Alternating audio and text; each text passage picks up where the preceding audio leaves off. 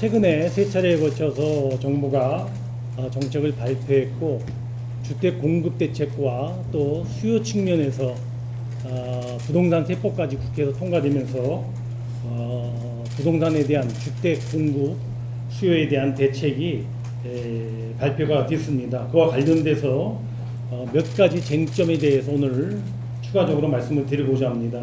공공참여용 고밀 재건축, 부동산 세제, 택지 공급, 임대제도 분야 네 가지 측면에서 제가 말씀을 드리고 질의응답을 받고자 합니다. 먼저 공공참여용 고밀 재건축입니다. 공공참여용 고밀 재건축과 관련하여 정부와 서울시 간에 정책적으로 이견이 있는 것처럼 보여진 것은 매우 안타까운 상황입니다. 서울시가 이미 밝힌 것처럼 정부와 서울시는 공공참여용 고밀 재건축에 대하여 그동안 충분한 협의를 거쳐서 발표를 하였습니다. 1:1 재건축은 시대적 요청인 주택 공급 증가에는 기여하지 못하고 개발이익이 조합원에게만 귀속되는 만큼 고밀 재건축 방식을 도입하기로 한다는 데는 정부와 서울시 모두 의견을 같이 했다는 점을 말씀을 드립니다. 기존의 재건축 방식이 아닌 고밀 재건축 허용으로 추가적으로 늘어난 용적률은 일종의 공공재입니다.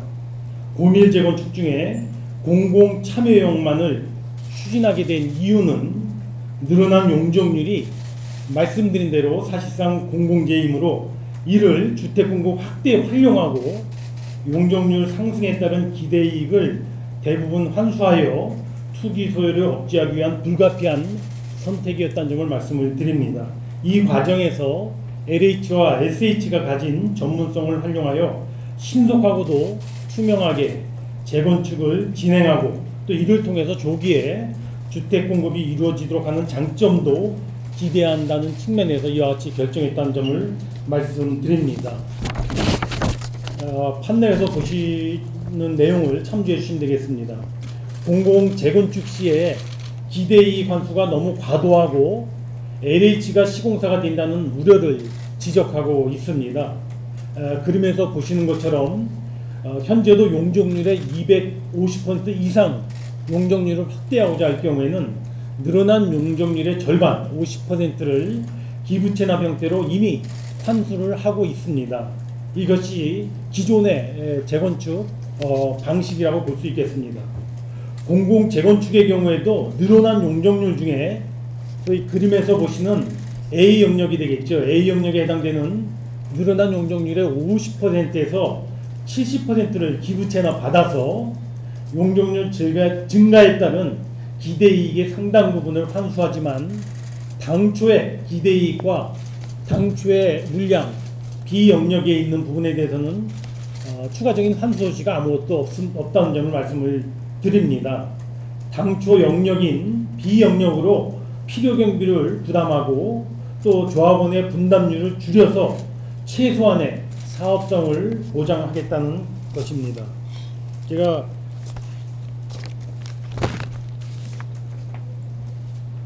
그림에서 제가 좀 보여주기가 뭐한데요. 이 그림에서 다시 한번 설명을 드리면 이쪽 방식이 기존의 분양 재건축 방식입니다.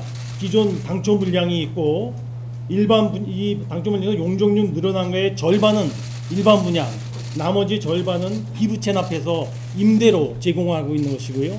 만약에 지금처럼 고밀 재건축, 공공 고밀 재건축이 된다면 이런 방식이 되겠는데요.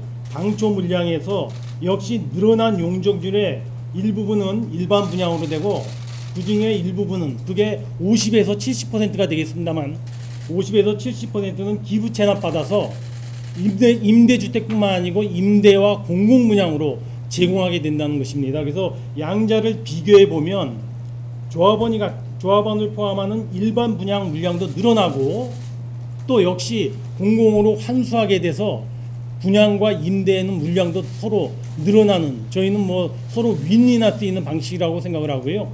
당초 방식에서 더 추가적으로 기존의 조합원들이 불이익을 감내하는 건 없습니다. 오히려 이득이 되면 됐지 플러스 알파가 가면 같이 기존의 재건축 방식에서 더 후퇴해서 징수하는 것은 없다는 점을 말씀을 제가 드립니다. 이와 관련돼서 공공고밀 재건축 시에 LH와 SH가 아닌 LH와 SH가 들어감으로 인해서 굉장히 거부감이 있는 것으로 지적이 됩니다. 그러나 이 공공고밀 재건축을 할 경우에도 LH, SH가 아닌 주민들이 원하는 민간 시공사, 용역사를 선정할 수 있고 시공사의 브랜드로 아파트를 브랜드화할 수 있고 또 고급 설계 선정할 수 있는 등 주민의 의사가 충분히 반영될 수 있다는 점도 아울러 말씀을 드립니다. 고밀 재건축이 된다고 해서 LH와 SH가 오직 시공사가 되고 또 시공사가 돼서 LH라는 명목으로 아파트가 되지는 않을 거라는 점을 말씀을 제가 드리는 겁니다. 조합원들이 원하면. 두 번째는 공공고밀 재건축 시에 임대주택이 너무 많이 공급된다는 목소리가 지적이 있습니다. 역시 이 판례 가지고 말씀을 드리겠습니다. 공공참여형 고밀 재건축은 늘어난 용적률의 50%를 환수해서 전부 임대주택으로 공급하는 지금까지의 방식과는 달리 늘어난 용적률의 50 내지 70%를 환수해서 임대주택뿐만 아니라 공공분양에 환수된 용적률의 절반 수준씩을 배분한다는 점에서 기존 방식하고 차이가 있다고 할 것입니다. 그 내용은 제가 조금 전에 말씀드린 내용과 같습니다. 전체적으로 총 주택 공급량 중에서 임대주택 비중도 현재 용적률의 300% 재건축 가정할 경우에는 8.3%이지만 공공재건축 시, 고밀 재건축 시에 대표 용적률 400%를 기준으로 카운트를 해본다면 이와 같은 임대주택 비중이 9 내지 13% 수준으로 임대주택이 대규모로 늘어난 것은 아니라는 점을 이 표에서 여러분들이 확인하실 수가 있을 것입니다. 공공재건축 예산과 관련돼서 그 규모가 허수라고 하는 지적도 있습니다. 그러나 정부는 작동이 될 수 있을 거로 생각이 됩니다. 조속한 사업성과 창출을 위하여 오늘부터 서울시와 협의체를 본격적으로 운영할 계획이면서 8, 9월 중에 선도사업지를 발굴할 수 있도록 최대한 노력해 나가도록 하겠습니다. 제가 알기로는 일부 지역의 경우에는 공공고밀 재건축에 대한 협의를 문의를 해오고 있는 걸로 저는 파악을 하고 있습니다. 다음은 세금 폭탄 지적 관련입니다. 다음 세법 개정과 관련돼서 실수요자를 포함한 세금 폭탄이 아니냐는 비판과 지적이 있었습니다. 정부는 다주택자와 단기 차익을 노리는 투기성 거래를 중심으로 취득, 보유, 양도 단계별로 세부담을 대폭 강화한 바가 있습니다. 이는 공정과세를 통하여 주택에 대한 기대 수익률을 크게 낮춰서 시장의 투기자금 유입을 차단하고 실수요자를 보호하기 위한 조치였다는 점을 말씀을 드립니다. 주택시장의 불안과 이로 인한 사회적 비용을 감안할 때 이들에 대한 세부담 강화는 불가피했습니다. 반면에 실수요 1주택자의 경우 종부세는 소폭 인상하고 주택 취득세율 및 재산세율은 변동이 없다는 점을 말씀을 드립니다. 주택가격 상승 및 공시가격 현실화에 따라서 재산세 부담이 증가한 사례가 상당수 발생하였으나 전체 공동주택의 95%에 해당되는 소위 시가 9억 원 미만의 주택은 공시가격 현실화율 변동 없이 시세 변동분만 재산세에 반영한 것이라는 점을 다시 한번 강조해서 말씀을 드립니다. 또한 실거주 목적의 1세대 1주택 보호를 위하여 올 10월 달에 공시가격 현실화와 함께 중저가 주택을 대상으로 해서 재산세율을 인하하는 방안을 현재 검토 중에 있고 오는 10월 달에 발표할 예정으로 있다는 점을 말씀을 드립니다. 전체 주택 소유자 중에 약 85%는 1주택자입니다. 다주택자가 한 15% 수준 된다는 얘기입니다. 반면 대폭 인상된 종합부동산세가 적용되는 다주택자는 총 인구 기준으로는 0.4% 정도 수준밖에 되지 않다는 점도 다시 한번 강조하여 말씀드립니다. 정부는 부동산 투기 방지를 위하여 세제를 대폭 개편함에 있어서 실수요 1주택자에 대해서는 최대한 배려하면서 다주택자 및 단기 보유자에 한하여 선별적으로 중과하고자 했다는 점을 말씀드립니다. 또한 세법 개정이 증세 목적이 아니냐 하는 그런 지적이 있습니다. 근본 주택 관련 세제 개편으로 종부세가 약 9천억 원 정도 증가할 거로 예상이 됩니다. 이는 전체 국세 수입 290조 원의 0.3%에 불과합니다. 더군다나 이와 같이 걷어진 종부세는 부동산 교부세로 전액 지방에 이전하도록 메커니즘이 되어 있습니다. 따라서 중앙정부가 재정 수입을 확보할 목적으로 증세를 했다던가 이를 활용할 수 없다는 점을 제가 강조해서 말씀을 드립니다.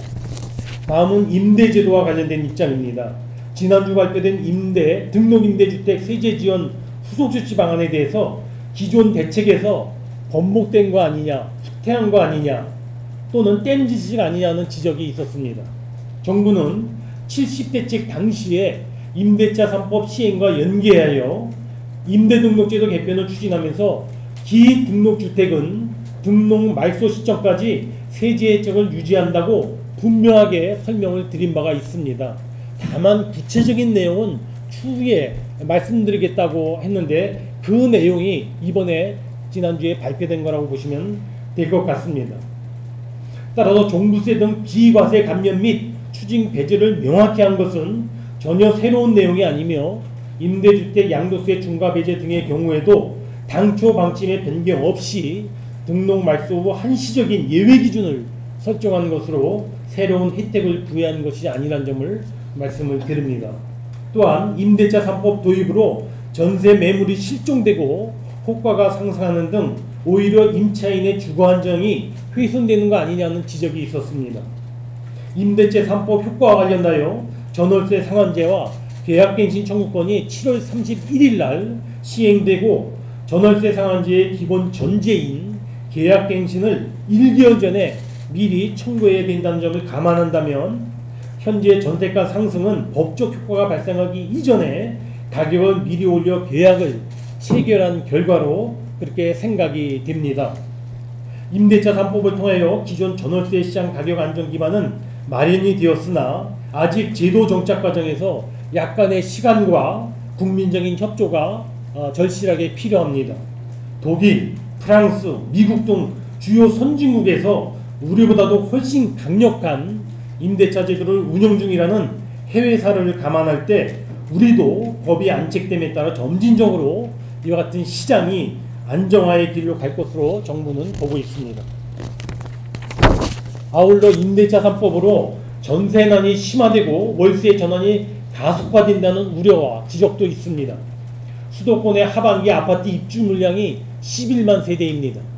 이는 예년보다도 17%가 늘어난 분량이고 서울만 하더라도 2만 3천 호에 달해서 입주 물량이 비교적 풍부합니다. 임대차 3법 시행으로 기존 계약 갱신 시에 임차인의 동의 없이 전세를 월세로 전환하지 못한 점도 고려해야 합니다. 아울러 전세의 월세 전환 시 부담이 되는 전세금의 승계 거래의 비중이 서울 등 주요 지역에서 50%에서 70%를 차지하는 등 이와 같이 높은 점 등을 감안할 때 전월세 시장이 안정될 수 있을 것으로 생각이 됩니다. 특히 정부는 급격한 월세 전환을 막고 국민 여러분들의 주거 부담을 완화시켜드리기 위하여 전월세 전환율 현행 4%입니다만 이 전환율을 하향 조정하는 것도 현재 검토하고 있다는 점을 말씀을 드립니다. 다음은 신규 택지 공급과 관련된 우려에 대한 입장입니다. 언론에서 자주 언급된 사항이 크게 지자체와 충분한 협의가 없었다. 임대유지의 공급으로 지역 반발이 있다는 것을 지적하고 있습니다. 지자체 협의와 관련하여 정부는 사전에 관계부처와 광역지자체와 여러 차례 논의를 거쳤습니다. 다만 해당 기초지자체까지 포함한 모든 이해관계자와 사전에 공개적 수준으로 충분한 협의를 하기에는 여러 가지 한계가 있었다는 점을 말씀을 드립니다. 지역 반발과 관련하여 근본의 택지 공급 대상이 된 국유지들은 국유재산의 효율적인 활용 및 범수도권 대책이라고 하는 보다 큰 틀에서 이해해 주셔야 합니다. 특히 태릉의 경우 확실한 교통대책을 마련해 나가고 태릉 부지의 55% 이상을 공원, 학교, 도로 등 생활 인프라 구축에 활용할 계획이라는 점도 고려되어야 합니다. 과천의 경우도 입주 부처의 이전 없이 유유부지를 개발하는 것으로 과천 인근 상권에서 우려하고 계시는 공동화의 현상은 없을 것으로 생각합니다. 정부도 그렇게 노력해 나갈 것입니다. 현재 임대주택과 관련하여 대규모 택지 개발 시에는 이미 공급 물량의 35%를, 재건축 시 기부 체납 시에는 50%를 임대주택으로 공급하고 있습니다. 이번에 서울지방조달청 이전부지, 국립외교원 그리고 과천정사 유유부지 등 국유지의 경우에는 임대와 공급 분양 형태로 공급할 계획입니다. 정부는 주거 취약계층의 주거 안정을 위하여 공공임대주택은 OECD 평균 8%를 상회하는 10% 정도의 공급 목표를 달성하고자 노력해 나가고 있는 중입니다. 임대주택은 결코 기피시설이 되어서는 안 됩니다. 구체적인 사업계획 수립 과정에서 지역 주민들과 긴밀히 소통하며 상생할 수 있는 방안을 최대한 설계해 나가도록 하겠습니다. 정부는 지난 수요일부터 부동산 시장 점검 관계장관 회의를 신설 운영하며 부동산 정책 추진을 가속화하고 조기에 성과 창출을 위하여 노력 중에 있습니다. 이 회의를 매주 개최하는 것을 통하여 주 단위로 부동산 시장 수급 상황, 진행 상황과 부동산 시장의 교란행위 차단 방안을 꼼꼼하게 또 치밀하게 점검해 나갈 것입니다. 주택 공급이 되기까지는 다소 시간이 걸리겠지만 주택 공급 과정을 소상히 알려서 국민들께서 부동산 정책의 효과를 체감할 수 있고 또 실제 거주 계획을 수립하는 데 도움이 될 수 있도록 정부는 최선의 노력을 기울여 나가겠습니다. 언론의 많은 협조를 요청드립니다.